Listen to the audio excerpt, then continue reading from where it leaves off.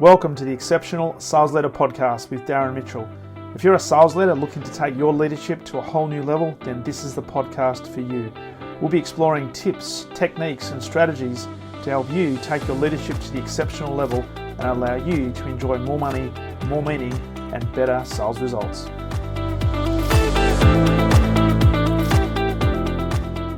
Welcome back to the Exceptional Sales Leader Podcast, and a very, very warm welcome coming in all the way from the United Kingdom, a man who has been out on his bike with Lycra on in the morning. Darren, now you're embarrassing me. Come on. Mr. Michael Walford-Grant. How are you, my friend? I'm very well, Darren. In fact, it's, two things. One, it's lovely that my name's pronounced correctly.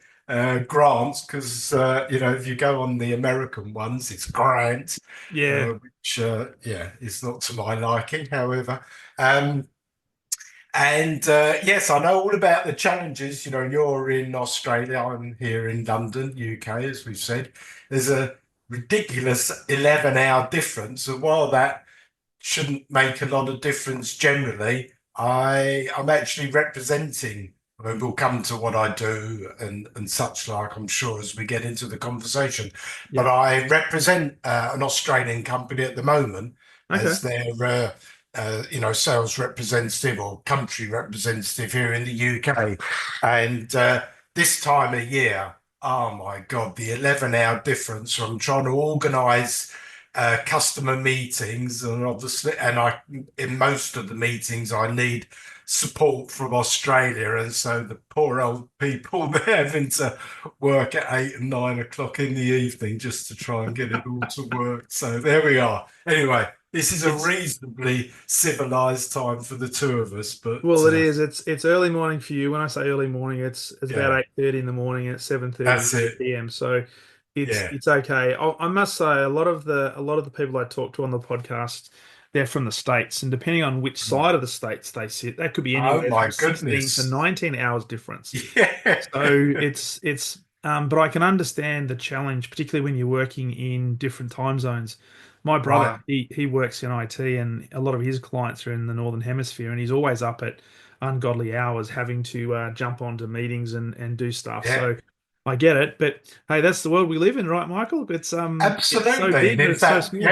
Yeah. One of the biggest dramatic deals I've done that 2 years ago, which we won't need to get into today, but just on that time zone thing, just to finish that off.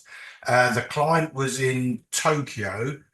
The company I was representing was in New York, and all three of us needed to be on quite a lot of calls. Wow. And usually it was me that was forced to make the sacrifice of the midnight call so that the client wasn't too inconvenienced and could do, I think that was 9 in the morning. I can't remember now. Yeah. And then America was 7 in the evening or something. So anyway, right. Enough on time zones. No, it's all good. But I just to wrap a bow around all that, I think one thing out of COVID that has improved is the technology that we now have available to us at home. Because back in the day, if you're working those sort of time zones, chances are you'd have to be in with a Cisco teleconference set up in an office. So to be able to do it from home, at least you can, at the bottoms, you can have your pajamas on, the top you can have the business shirt, and off you go. And when you're done,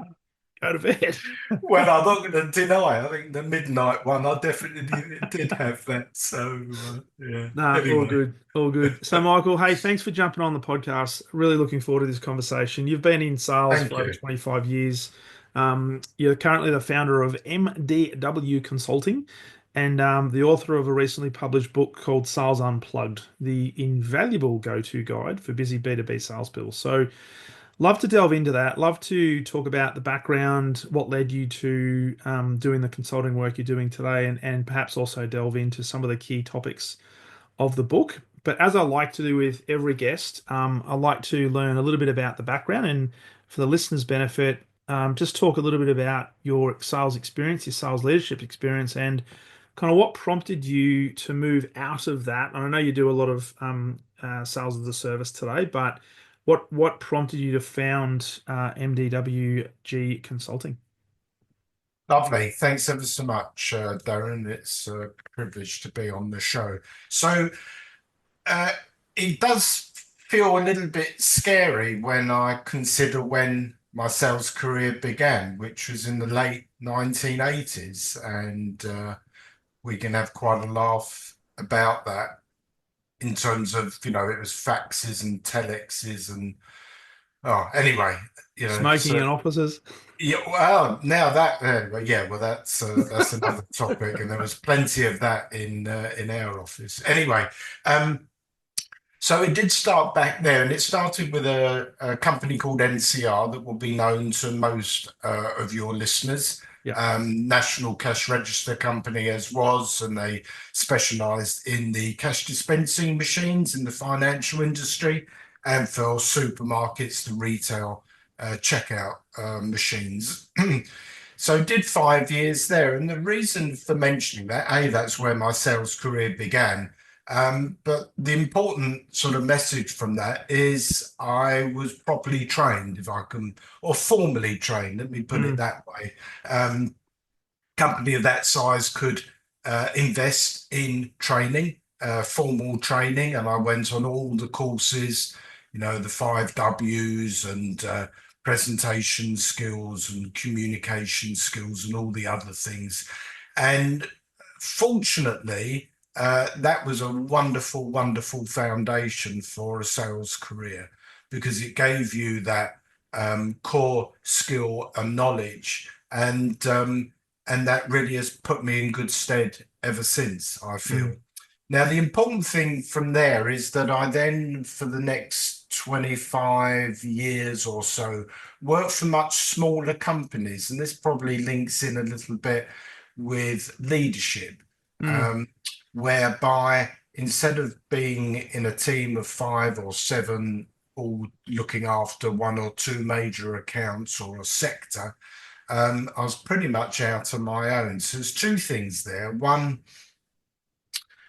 self-learning. So I discovered very quickly, and this links to the book as well. I discovered very quickly that um, if I didn't keep learning, I would soon become a bit of a dinosaur. Mm. And small companies, of course, Darren, don't have the budget or the appetite for training Yeah. salespeople. They hire you and expect you to be a superstar, even if you are, relatively young in your career. So what I did is invested a lot of time in reading sales books, newspaper articles. There weren't podcasts and Mm. things back then, but more recently, newsletters, blogs, things from the internet and podcasts and such like since then. So that was invaluable because I think that has, enabled me to maintain a reasonably successful career over a very long time. It is Mm. over 35 years probably. Um, so that probably links in with a couple of things. During that career, specialised in the fintech industry. Yeah. So as the book mentions, B2B. So it's all corporate selling. A lot of the solution prices were pretty big ticket. We're talking multi-million, even going back to my days in NCR. I remember we did a 15 million pounds sterling deal, which if Mm. you imagine back in the 1980s, that would be the equivalent of probably 50 million Yeah. in today's money. So that was a phenomenal nationwide, branch-wide Nice. implementation of check processing equipment. So throughout that middle period, then I did this first man in role, and that kind of links a little bit with my anecdote at the beginning about time zones, but also leadership. And what that meant is typically representing a foreign-based company that had enjoyed some success in their home market, usually, Hmm. not always, but usually, and wanted to come into the UK. Okay. And so what I found is that I was quite suited to that type of role where they would hire me I'd set up an office, maybe hire one or two people and represent them and lead the initiative into that UK market. And it Mm. would stretch to Europe as well, Darren. But primarily, I'm here in London and have worked primarily from London all my career. So, Nice. what's involved there, of course, is not just selling. You're inheriting a product, a technology, but you've got to present it as a business solution targeted in a particular area of the banking industry that Mm. you feel is going to make most resonance and have the biggest impact in the market. Yeah. And I often represented companies where the technology was, if you like, um, generic and could be applied in a lots of different ways. So the knack was identifying those two or three business areas where you felt the most compelling drivers, maybe a compelling driver, compelling event, and where perhaps the competition wasn't as fierce as it might be in another area. So all the Yeah. factors that a sales guy needs to think through before they invest their time targeting a particular area with a particular solution.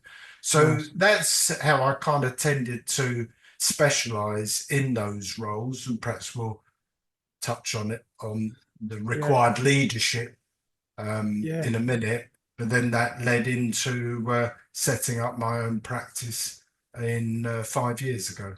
Nice. Before we delve into some of the elements of what we're going to talk about in terms of specific topics, I'm really curious. 5 years at NCR, big organization, global organization, you would have had a lot of support. It's almost like similar to IBM. Nobody gets sacked for purchasing IBM, and it would certainly be able Correct. to open doors. Was it a definitive conscious decision to move to the first man in a smaller organization, or was it something that just happened? And looking back, because I think everything happens for a reason. Looking back on all the training and I guess the foundation you had, did that really set you up for that career in that fintech industry as a catalyst to now do what you do today? Absolutely. And it was, I remember I look back and quite bold, and I know my wife was terrified at the time.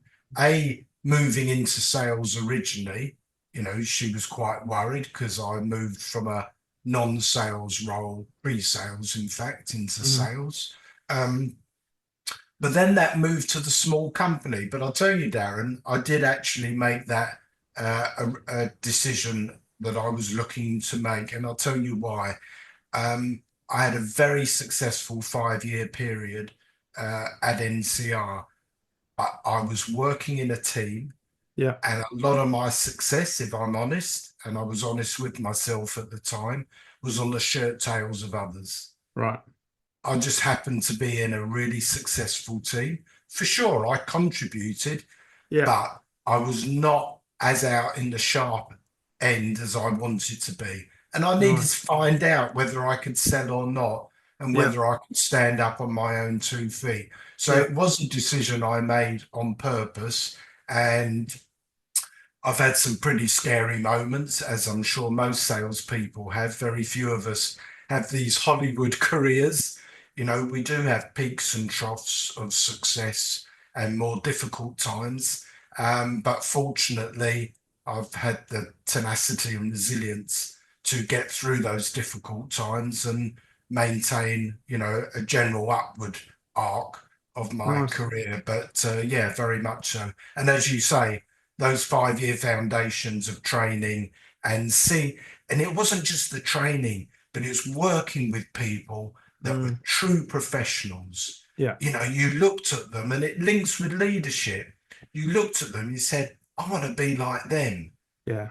They're so good with clients, they're so good internally.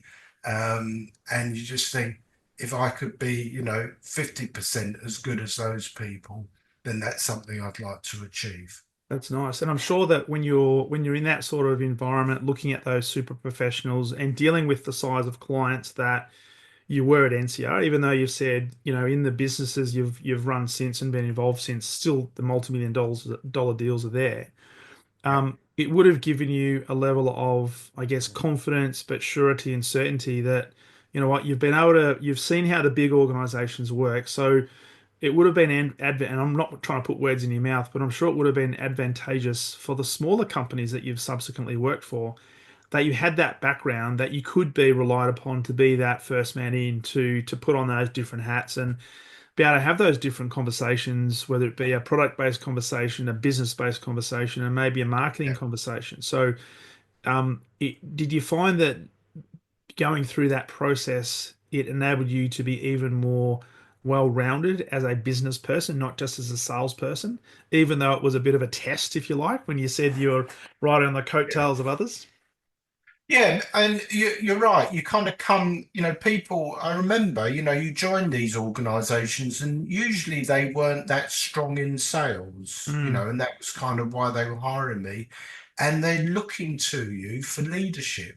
mm, They're looking to you, and it kind of makes you think, all right, but I'm only still a rookie, but I better not let them down. And so that, in some respects, gets you out your comfort zone. But because of those 5 years of experience that you've got, or the yeah, foundations of training, um, as you correctly say, it gives you the confidence to just say, hey, they're looking to me for leadership in yeah, sales and yeah, good sales practices and, the business areas that we should target. So let's listen to this guy. And I think that reinforces, it kind of gives you a level of confidence, doesn't it? And if you mm, embrace it and don't get cocky and overconfident and arrogant, but you're humble enough to know you've still got a lot to learn, but there are people there that would like to learn and follow your lead. Then that is very valuable, and I think that's what accelerates an individual's career by getting out your comfort zone, mm, obviously, but being given that opportunity to, if you like, put in place and put in practice that foundation of training. And I think the other thing that was a bit shocking, and I kind of expected it, but when it actually faces you, it's pretty tricky. And that is, of course, when you work for a company like IBM or NCR, um, uh, it's not that difficult to get a meeting. You that's right. you got to be honest here. Um, Yeah, or let's put it this way. It's so much easier to get a meeting if you've got that brand name company Yeah, that you're representing than if you work for Smith and Co.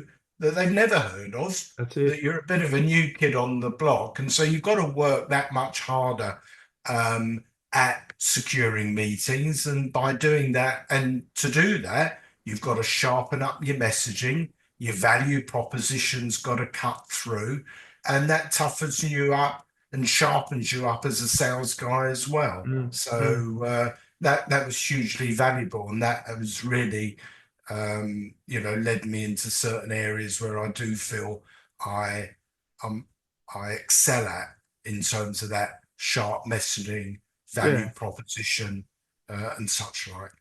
It's a really good point you make because even if you just take the sheer size of an IBM or an NCR, the amount of resources that are available to you in terms of pre and post sales resources, specialists, marketing people, product managers, and stuff like that, going to a smaller organization where you look around and where you're used to saying, "Oh, I don't know this information. Who do I know within the organization?" It teaches you to be resourceful rather than rely on the resources. And that's something that I think a lot of salespeople probably need to learn more of today. And I talk to sales leaders all the time about not giving their salespeople the information, but teaching them how to be resourceful, how to think for themselves, how to actually contemplate, well, actually, what is our unique value proposition and why are we different to Smith and Co. or whoever it is we're competing against? So it forces you to get better and forces you to Yes. get really dialed in on what your messaging is going to be. So fast forward then to 2020 when you set up your current business, Mm. MDWG Consulting.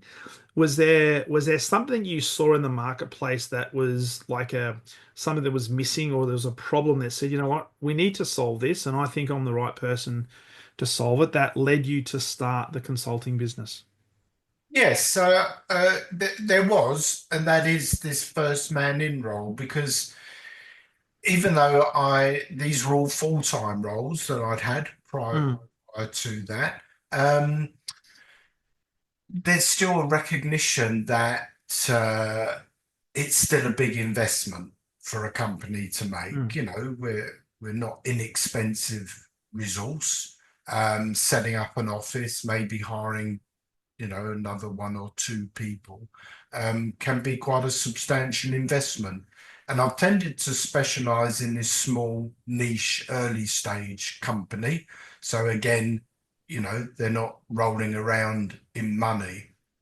And therefore uh, the gap in the market that I saw was this fractional sale mm, piece. So I've really positioned my sales consultancy in two ways. One is the fractional sales guy. So like the role I mentioned at the beginning, where I'm representing a wealth tech company based in Sydney, very, yep. very gifted, talented company, wanted to break into the UK or introduce themselves into the UK, but are limiting in their budget. They've got a new offering. There's a new market opportunity, and they need to dip their toe in the water. But they need an experienced sales guy. It would be no good to hire a 30-year-old sort Yeah. of person, because you're not going to cut through. You need to have the knowledge, experience, and gravitas, if I may, Mm, to be able to speak to more senior people and be able to articulate and project a value proposition that mm, may be not familiar to the market, but you have yep. to convince the market that this is a good thing to consider and adopt. Um, so the most cost-effective way of doing that, and relatively risk-free. We all know hiring salespeople is a tricky job, and a lot of hires don't go so well. Yep. Much like I follow, football over here, and you get plenty of football managers. It's a bit of a merry-go-round for a lot of clubs. Finding the right Mm, manager. And it doesn't mean they're bad managers. It just means they're not suited to that particular role at that particular time with that's that it. particular, team of players. And I often see sales a little bit like that, that you can have great success in one situation and then really struggle in another. And it doesn't make you a bad salesperson overnight.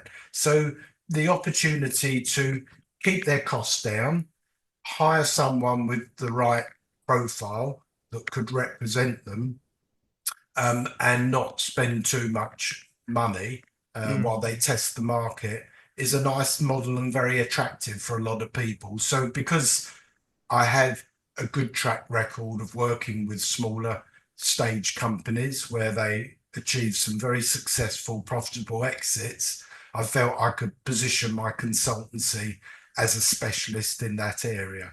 So yeah. that's one part of the job. And the second is the consulting side of things. And again, in a lot of these companies, Darren, they'll be started. Here's the scenario: you get a very bright, maybe a technologist that creates the company because they've come up with this phenomenal innovation Mm, around technology and maybe a product or an area. But they're not sales guys. They've never been trained. They're bright people and they're bright businessmen, and they're required to represent the company and evangelize about their offering and maybe win one or two deals. mm, But they've kind of got there through their own energy, their network, and having a very innovative technology and finding someone who's prepared to sponsor it within a company. But that's not scalable. yeah. And if they want to scale their business, then they need sales best practices. Mm, So the other areas where I would be hired to do, if you like, a sales health check, they've been mhm, very popular in the time I've been working, running the practice, where you come in and you're just a fresh pair of eyes and you critique the way they present their materials, the way they demonstrate their software to the prospect, their value proposition, their messaging, some of their mm, sales collateral, what the website looks like. So very targeted. and then you report back and say, okay, we've looked at how I think to scale the business, you should do this. You know, these are the areas that could be improved. And that is why I set the business up. And there was a gap in the market, and there still is. And that's proved very valuable, which kind of, if you want to then lead into the book, that's exactly how it led into the book. But I'll pause just in case you want to take the conversation in a different path to begin with. No, it's a good point you make, and I don't typically work with founders, but I know a lot of founders, and I know people in my network who do work in the founder space. And what's really interesting about that is they're very, very smart people. Um, but what I've found is often they are the best evangelists or the best salespeople because they're so passionate about their product or their service, and Absolutely. they know more about that than anybody ever could. So the Yeah, challenge that they have is when they try to expand and scale their business, when they're trying to bring a salesperson in to replicate what they do so they can work on the business and actually improve the innovation, they can't replicate the results that they were getting. So that's why I guess the methodology and the foundations of good selling practices need to be put in place. So you've got something that is replicatable but also scalable. absolutely. Yeah, which reminds me a lot of I don't know if you get Dragon's Den. I think it's called something Yeah, yeah, different in America. But yeah, yeah. the Dragon's Den. And that's often a topic where, a fantastic founder and innovator full of enthusiasm, comes into the den and the dragons love it, but they know that you can't replicate 20 of them to scale the business, like on a That's it. franchise or something, and That's they it. don't get the investment that they want. So you're spot on. However, if you want to remain a niche company, then you accept that. But if you've got ambition, and your investors probably have ambition, then it grows a little bit bigger than it just being a cottage industry company, then you do need to scale. And as you say, the only effective way of doing that is to adopt some best practices, and that very Yeah, much then kind of links in with the book, and so what I was finding doing these sales health checks is that yeah. I would come up with these best practices. I'd write my report and just say, these are some best practices when you're presenting. Hmm. When you're presenting, for example, your audience after 48 hours will only be able to recall 10% of what you've told them. So if that's the case, then you need to make sure that 10% is what you want them to remember. Mm. And to do that, you've got to have some clear messaging. Your value proposition's got to be clear. It's got to recur throughout your materials, create images, create emotion, because emotion triggers action, all these types of things. Um, and I'd just produce these 2-3 page best practice reports as a supplement, an appendix to Hmm. the report. And, you do 3 or 4 of those, and then you have the light bulb moment. You go, well, hang on, this could be a book. And so that is really how it came about. I just had that light bulb moment. And really that was triggered by the fact that I was finding it really valuable as well. It Yeah, doesn't matter how long you've been doing anything, in particular sales, very challenging role as sales guy. yeah, You think back, and I'm really proud of the profession I found myself in. And I didn't grow up as a boy wanting to be a B2B sales guy, I just fell into it. But I'm really proud of my career. I'm very proud of our industry. And I'll tell you why, because the range of skills and knowledge you need to be successful is very, very broad. mm, it is. It's good communication, written communication, verbal communication. It's terms and conditions on contracts. Mm, It's financial aspects. The money side of it. You've got to make a profit. You've got to sell. You've got to generate leads. You've got to have an understanding and appreciation of marketing. You've got to deal with a board member, an executive, right Yeah. the way down to an operator that's keying figures in all day. So there's and technology people, you've got to understand technology and be able to articulate it in business terms. So there's this vast range of negotiation. So there's this vast range of skills you need. And therefore, putting these best practices together, it actually reminded me Mm. of some things I weren't doing.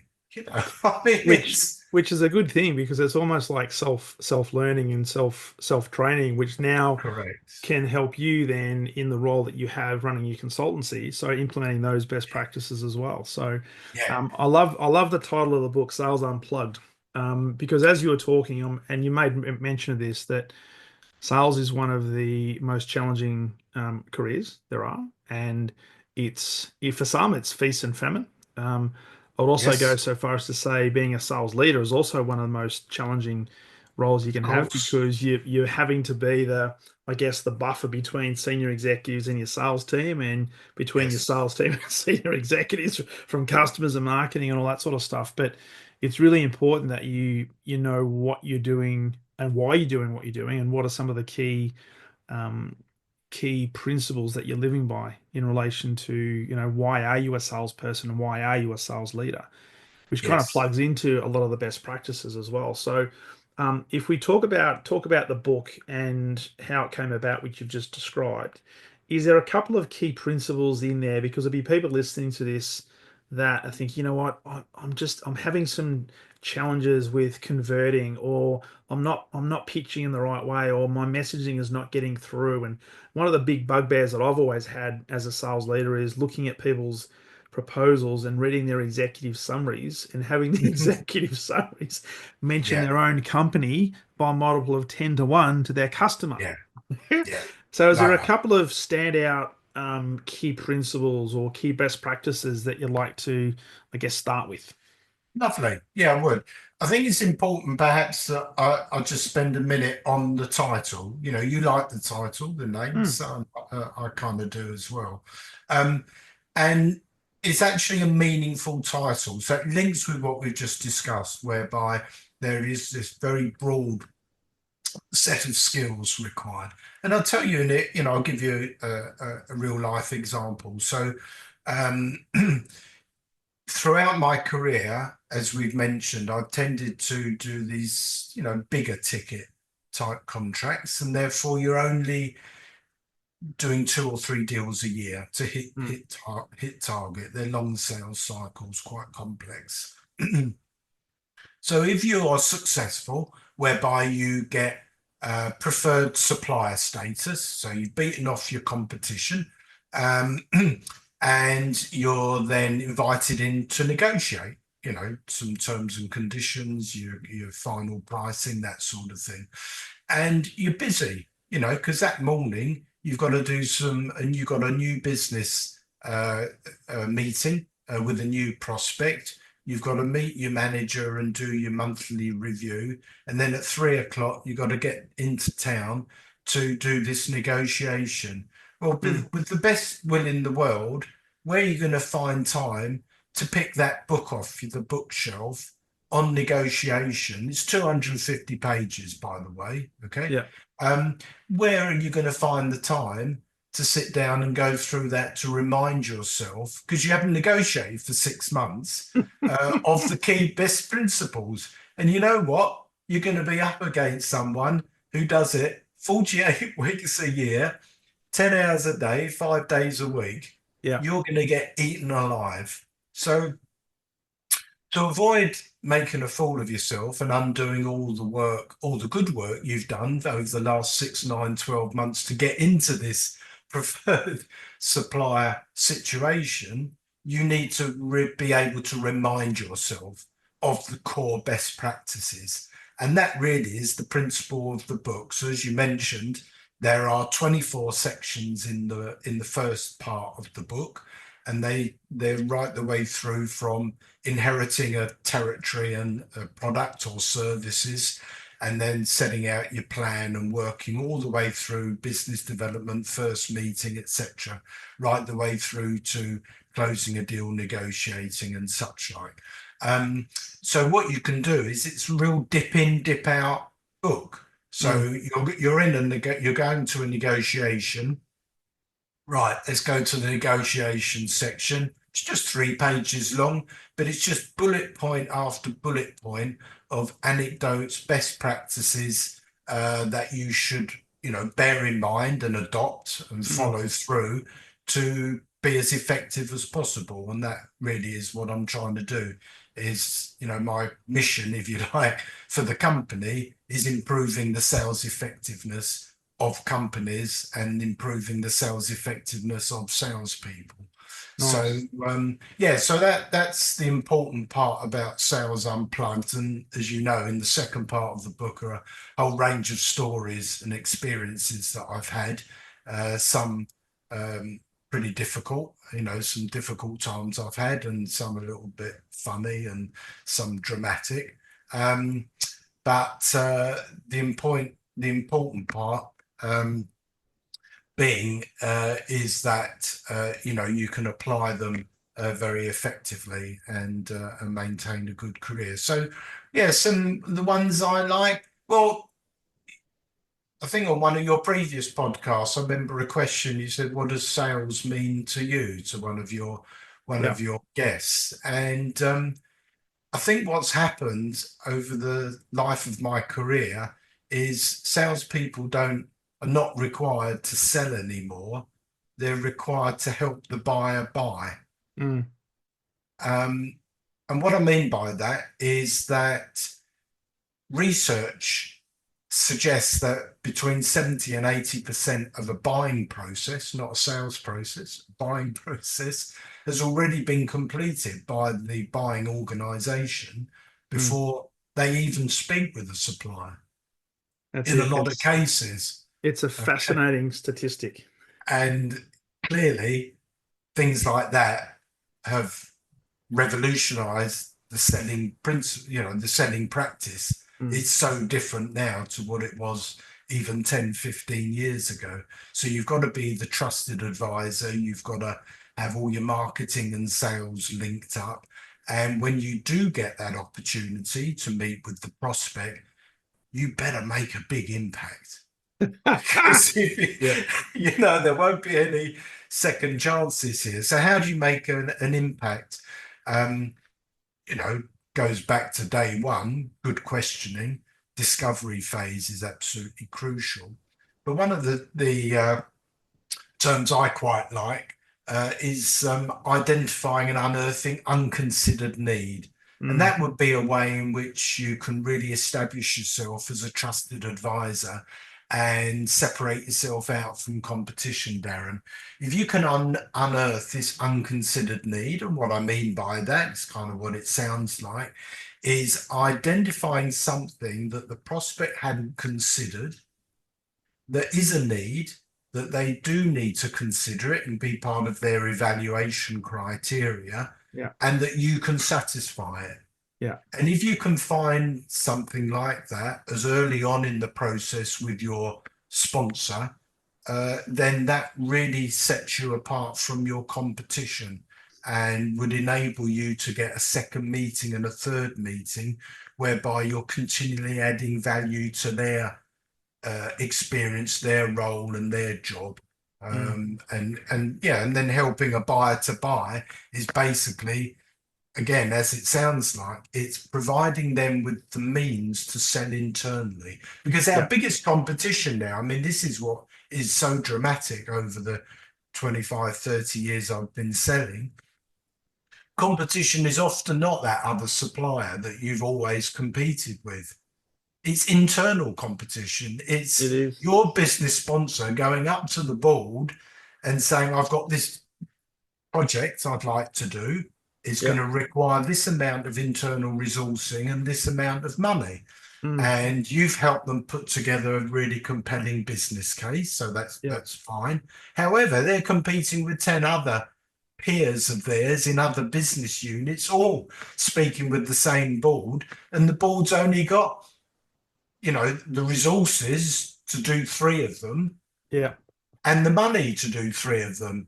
So if you've helped your buyer to buy by putting together the best and most compelling proposition and it gets in that top three, then that kind of is an even more important role of a sales guy now than it would have been, beating your competition on feature and totally, functions.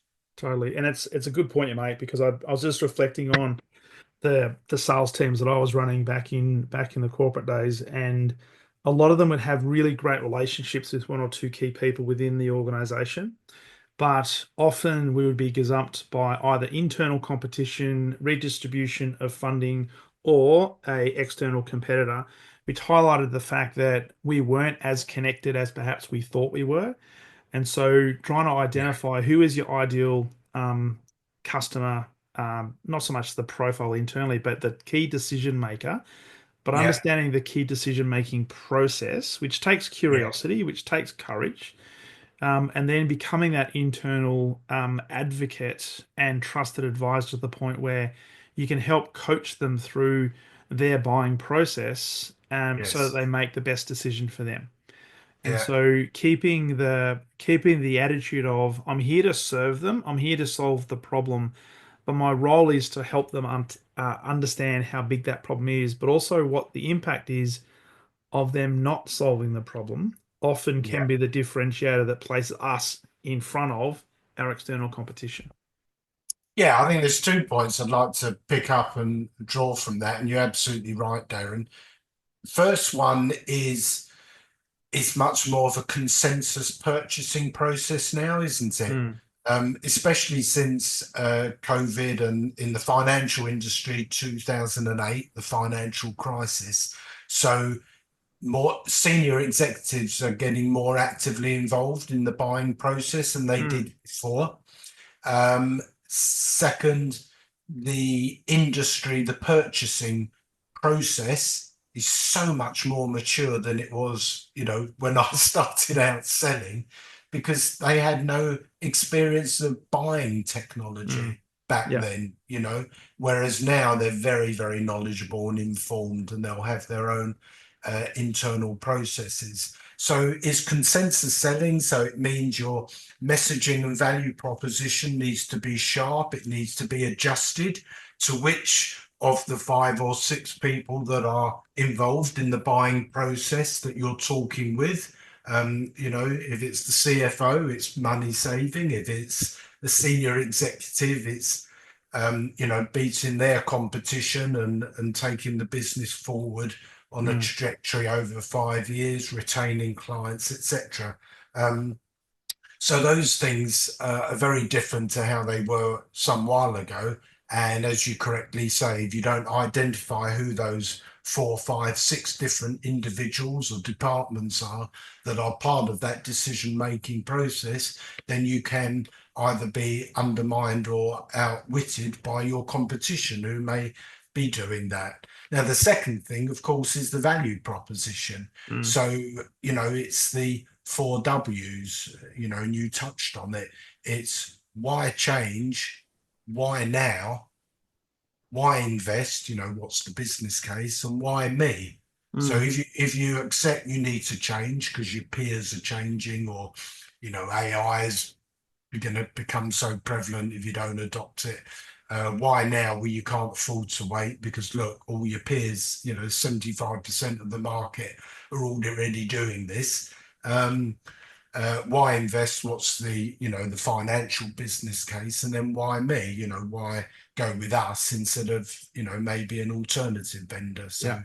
So Yeah. those things is something I am continually focusing on because I think that really underpins the whole sales buying process. It does, and it's really interesting. I'll be interested in your thoughts on this because even today in teams that I work with, the type of sales training they get, unfortunately, is very skewed towards their products or their services.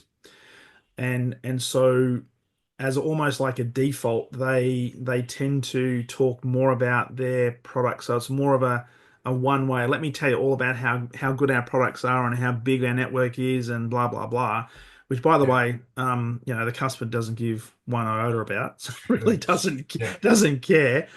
Um, but that brings in to the equation, and I know you've got a topic on this in your book, the mental side of sales, right? So Yeah. as a salesperson, and particularly when you're a salesperson who is under pressure to hit a target, and it could be internal pressure, it could be implied pressure, it could be real pressure. We've got to get our target, we've got to hit this number, you're behind in your number and so forth. Yeah. Just talk a little bit about I guess the mental side of how we help salespeople keep at the forefront of their mind the fact that they want to be a trusted advisor, to get that internal buy-in, to become almost like a long-term partner for this customer, as Yeah. distinct from I've got to sell this product because I've got to get my target, because if I don't, my sales manager is going to have a really difficult Yeah. conversation with me. Yeah. So, um, that really does link with the name of the podcast. It's exceptional leadership. So, as a leader, you've got to give your team confidence. So, you need to meet with them regularly. You need to provide positive feedback. You need to attend client meetings with them, perhaps, as long as Mm, you don't feel that you're intimidating them, and just keep them on the road to best practices. Make sure that their consistent functions that they do on a week to week, month to month basis are all leading to, this end, which is hitting and exceeding target. And mm, that really is a very important role. And, again, with leadership, you've got to spot those signs where a sales guy's confidence maybe, is at a low ebb. Um, where some deals have gone awry, or they're struggling with getting, first meetings, or if they're getting first meetings, they don't get a second meeting.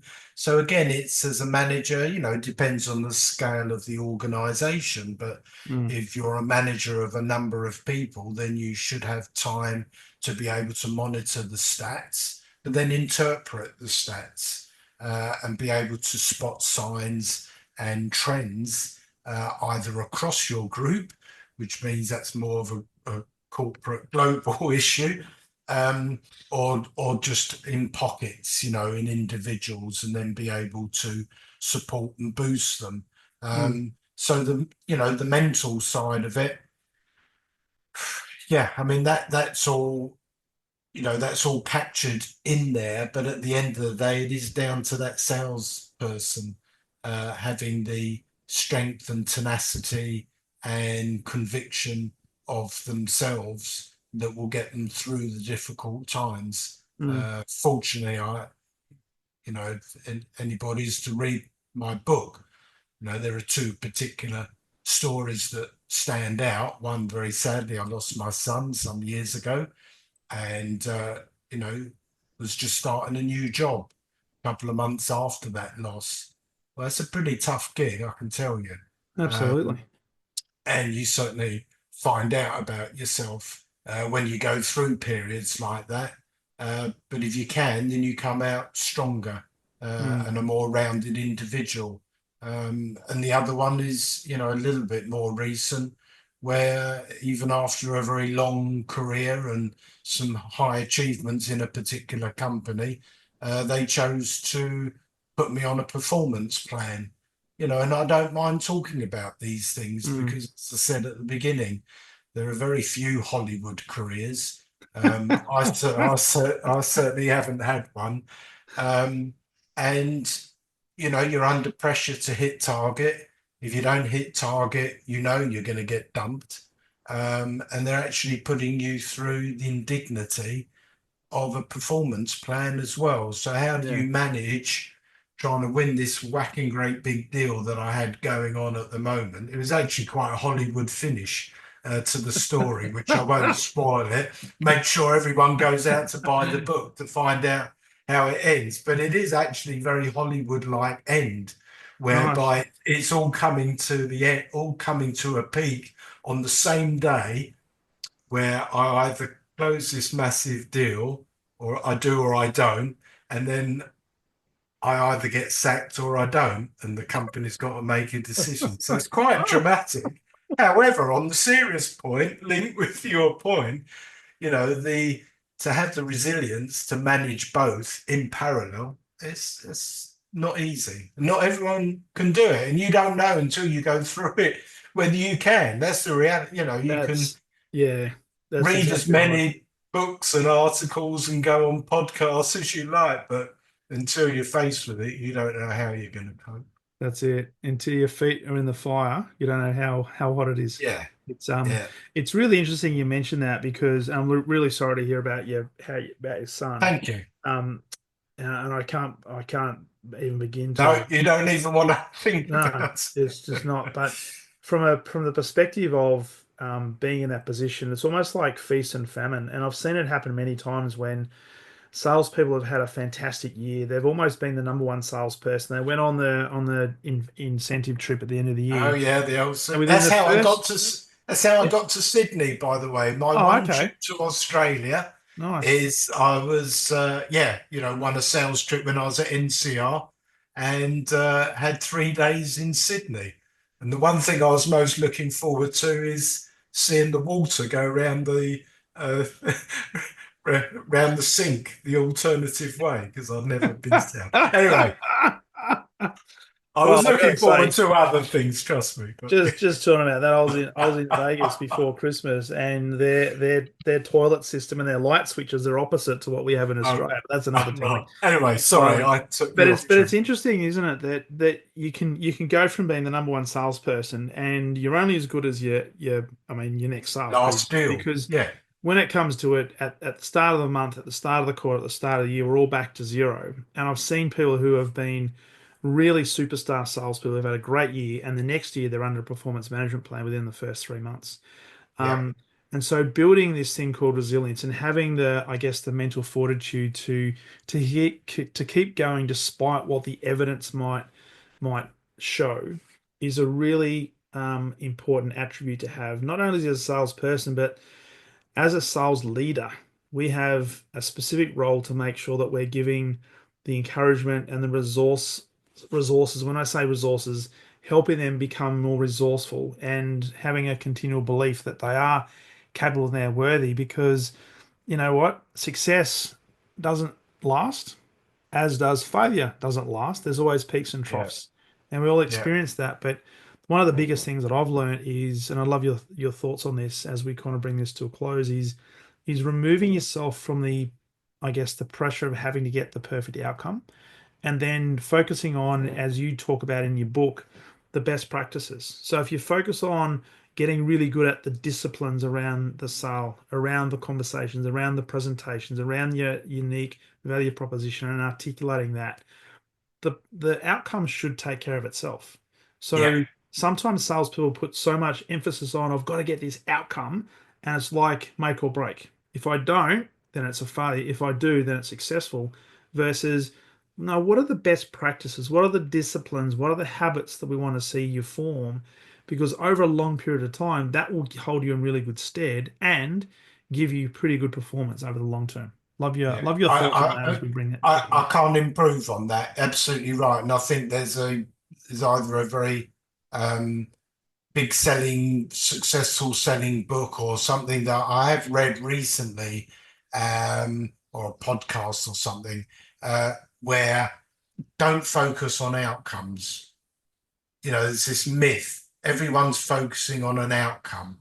And if you change your mindset and focus, as you correctly say, on the process, Mm, on the behavior, on the journey, the outcome takes care of itself. it does. And if you can adjust that, and it's not an easy thing to do, um, but again, as we talk about resilience and being able to manage that feast and famine situation, then that really is the only solution It because is. you don't become a bad salesperson overnight, like we discussed earlier. Mm, And it's just probably circumstance, or it could be performance. It could be that you've become complacent, or mm, you've got some troubles at home or elsewhere in your life, and you're a mm. little bit distracted and you're not as sharp as you were, whatever it might be. But if you can get yourself back to that a place where you were successful, where your behaviours led to success, then that's the way to get yourself back. And so, yeah, on a serious point, that is one of the key principles of the book. These are, these are my curated set of best practices. Other people will have others, but you're not going to go too far wrong if you were to adopt the majority of the ones that are in the book, because they will put you in good stead. And so if you can keep reminding yourself of them in a nice dip in, dip out sort of way, then I think it's good practice, and you'll have success over the long term. Yeah. Brilliant. And that's a good way to end, because there's no such thing as an overnight success. Because absolutely not. Well, there's probably some pop bands have had overnight successes. Maybe, but if you look at a lot of them, a lot of successful people who appear to be just an overnight success, there's a lot of work that goes behind the scenes that nobody sees or nobody paid attention to. Absolutely correct. So, Michael, absolute pleasure having you on the podcast. For people who would like to, first of all, connect with you, learn a little bit more about what you do, but more importantly, get access to the book, where's the best place? Absolutely, the book. So, shameless plug time. Absolutely. Now, one of the fortunate things about my name is that there isn't another one on LinkedIn. So I am the only Michael Walford-Grant on there. So if you'd like to connect, feel free to do so. In terms of the book, so look, two things here. A very special New Year offer. So two things. If you want a physical copy, then go to the regular retail internet site that you go to, whichever it is. If you're in America, it's Barnes and Noble, obviously Amazon, Waterstones in Britain, whatever the equivalent is in Australia. And I know it is distributed in Australia. However, for listeners to this podcast, if you would like the book as an ebook, then link with me, request it to me and I can send you a copy. So there's no fee. So free ebook copies available, especially as a result of guesting on this podcast. But if you want the physical copy, then the usual retail outlets. Awesome. Very generous. Thank you, Michael. And pleasure. If there was one thing, as we are in the first quarter of the new calendar year, if there was one thing that you're focusing on for 2025, or you're helping your clients focus on in 2025, what would that be? I think very much try and put aside all the noise on the global, on the non-sales world. I think we're going through some pretty challenging periods as a race all around the world. We've been hearing about all the fires that you've had over there, and just in the news today, the one in LA, and all the politics that's going on, and this, that, and the other. So we've got to kind of set that aside and go into work each morning and just focus on what our task is and how we can be good people and achieve what we want to achieve and fulfill our potential. And to do that, it's down to us. But if you work hard and diligently with a bit of smartness, then you can achieve whatever you want. So beautiful. Great message to finish. So on this Wednesday, on a cold London morning and a quite balmy Melbourne evening. Been an absolute pleasure, Michael, having you on the Exceptional Sales Leader podcast. Thank you, Darren. All the best, mate. Bye-bye.